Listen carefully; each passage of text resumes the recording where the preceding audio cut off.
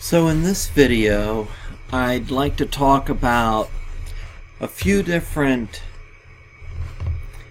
I guess we can call them treatments, but I don't recommend them to be used.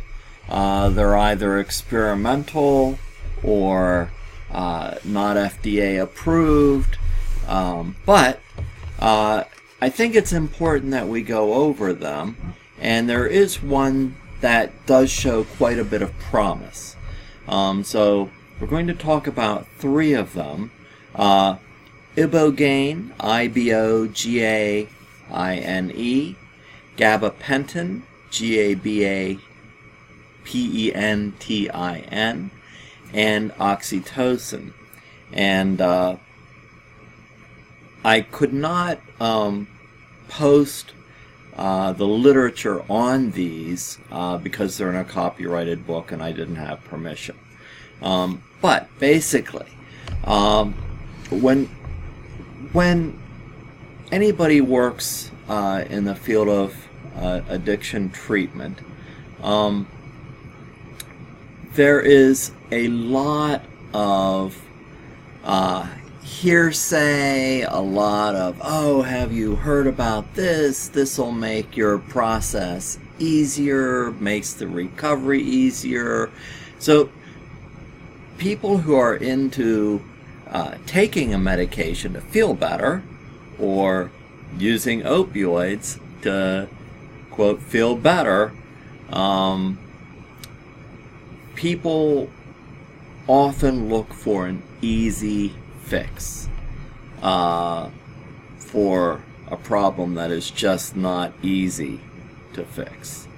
So you'll always hear gossip, rumors, things like that. The first two that I'm going to talk about, I do not recommend. They are not FDA approved. They are not meant for opioid recovery. We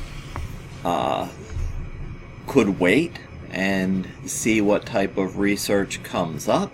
They are being used in other countries, but usually not by the most reputable treatment centers.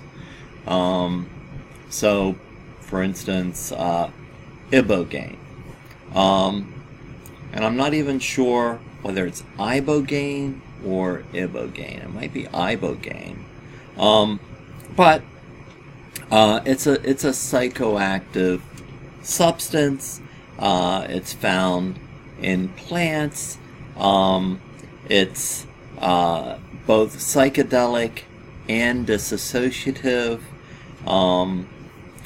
And it was used by African tribes originally in religious ceremonies. And there are a number of these substances. This one was originally found in Africa. There's a number of them from the Amazon, also used for religious ceremonies. But basically, the concept was, in these original tribes, that it would take the individual on a spirit journey. So, if you know basically about the effects of LSD or hallucinogenic mushrooms, it's basically along those lines. And they found that it promotes introspection, self-evaluation, and there are claims that it can help with opioid addiction. But there's really no concrete evidence at this point that using a hallucinogenic, going on a trip, doing some introspection will actually help with an opioid addiction. Right now, we don't know all of the chemicals that make up these various drugs. So there may be some interaction we're not familiar with. But right now there's nothing that's clinically proven. I don't like recommending or trying anything, especially if it's not approved. And honestly, right now, there's no easy way to deal with an addiction. Clients have to move through the long process. There are no real shortcuts. The second one, gabapentin, it was originally marketed as Neurontin, and once again, just like we read about in Dreamland, Pfizer, this was one of the drugs marketed by Pfizer, and it was originally used for seizures, could be used for some very specific kinds of pain, but they also mismarketed it, and it was being used for all kinds of physical and emotional disorders, including bipolar, but the FDA did not recommend it or approve it for those purposes. So it was being misused. And this is not to say that it does not help. It might, but it hasn't been approved yet. When things are used for purposes that are not intended, it could cause more problems than good. And what is being unofficially recommended by many people who have suffered from addictions is that if you want an easier way to detox on your own, use gabapentin or Neurontin. And it's supposed to make detox and withdrawal much easier. It might help with pain, with some cravings, but we don't know exactly what's going on with this. I think they are planning some clinical trials. You can get this drug illegally, but right now it's really only approved for seizures and a couple other purposes with very specific pain for very specific syndromes. These are the two most prominent ones that I hear about. I would not recommend them, but you are also going to hear a lot more rumors. Oh, have you heard about this treatment? Oh, I could go to Mexico and get this treatment. But honestly, right now, if there was a legitimate shortcut that was approved by the FDA, I'm sure our treatment centers would be using it. The closest we've come to a shortcut is rapid detox while sedated.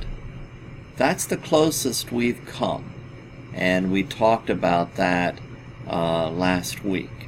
And yet, still not easy the weeks after that.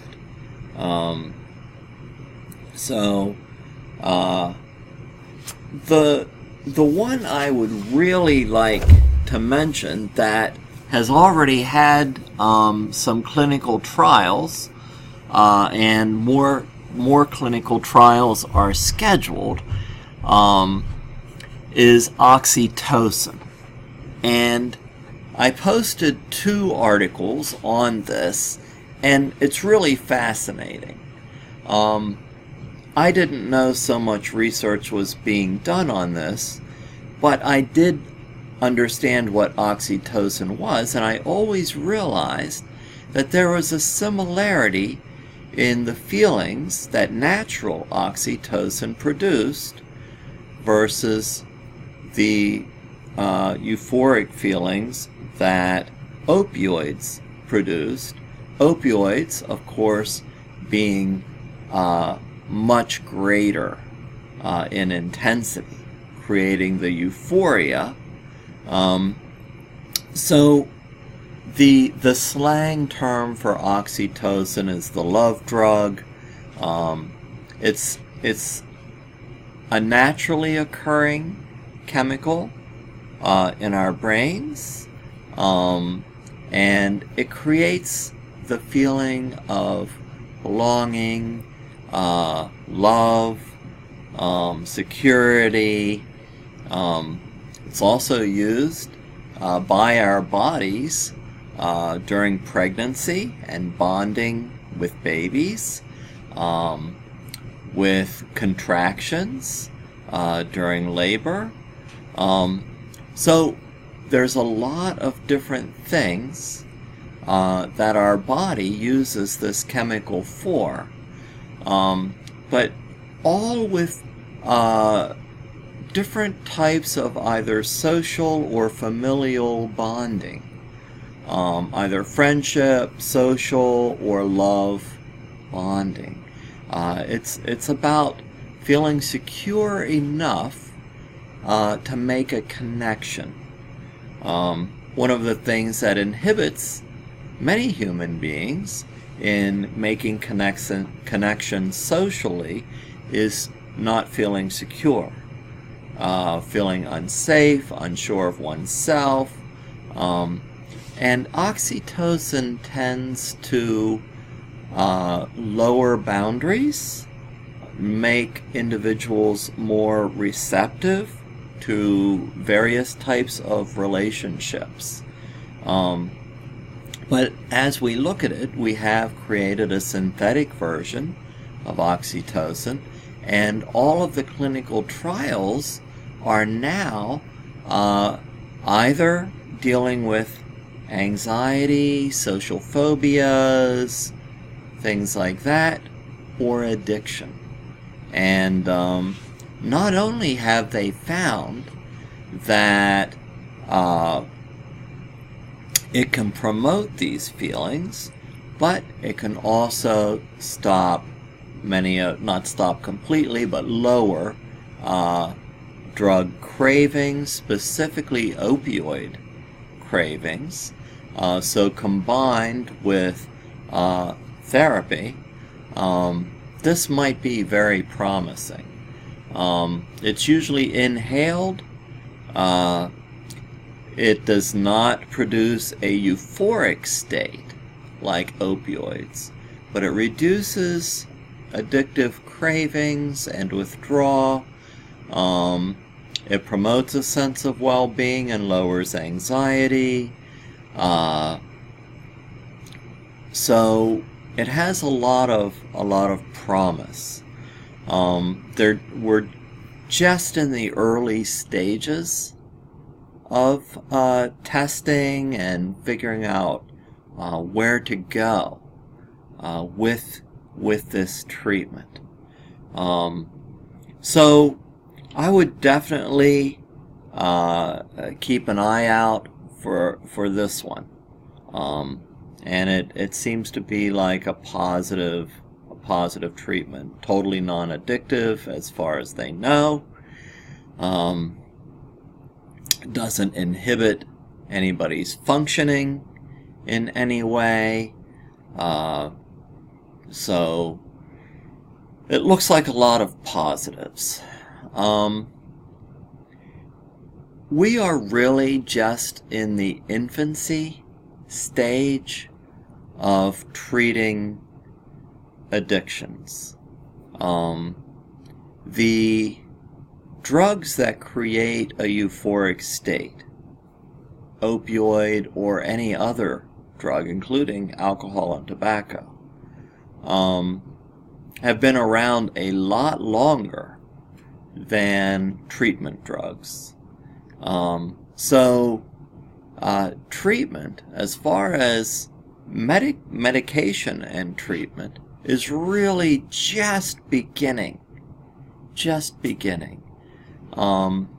We are a lot farther along in therapeutic interventions. And of course we do have the life-saving Narcan injections that can save people's lives who have overdosed. So we do have that. But the next 50 years, there are going to be incredible strides in treatment. There's also going to be a lot of new addictive drugs as well, I am sure. And that's unfortunate. So I would say that there is always a need for therapists in this field. It's one of the fastest growing fields. I don't know whether that's fortunate or not. It just means, we will have clients, and hopefully we can help some people. I hope as we move through this course, I know it was very broad, and we only spent the last 2 weeks on very specific treatments, but we looked at everything from long-term history, short-term history, medicinal interventions, therapeutic interventions. I'm hoping that you found it worthwhile, interesting. I hope it will be helpful to you if you plan on working in the addictions field. And if you're already in the field, I hope that you found something new or something that you were able to use. They are coming out with new things all the time. I did my best to do a thorough review of all of the recent literature. But if I missed something, please post it so that we can all benefit and learn from it. So I wish you the best in your future counseling and social work endeavors.